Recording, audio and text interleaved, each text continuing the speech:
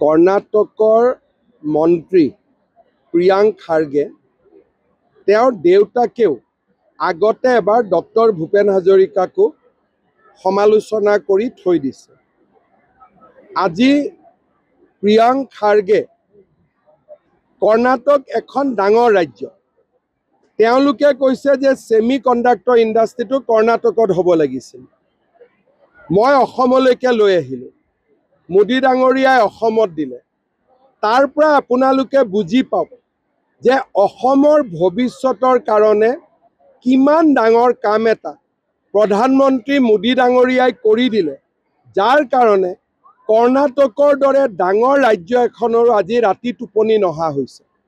অসমৰ মানুহে নিজেও ভবা নাই যে ইমান ডাঙৰ উদ্যোগ এটা অসমত আহিছে, কিন্তু কৰ্ণাটকৰ দৰে ৰাজ্যত খলকনি লাগিছে যে এইটো অসমত কেনেকৈ হ'ল। অসমৰ মানুহেও মোক ইমান ধন্যবাদ দিয়া নাই যে ইমান ডাঙৰ কাম এটা হৈছে। এতিয়াহে সাংবাদিকসকলে সুধি আছে ছেমি কণ্ডাক্টৰৰ বিষয়ে। তাৰমানে আপোনালোকে বুজি পাওক যে অসমৰ ভৱিষ্যতৰ চেহেৰাটো যোৱা 5টা বছৰত আমি কিমান পৰিৱৰ্তন কৰিব পাৰিলোঁ।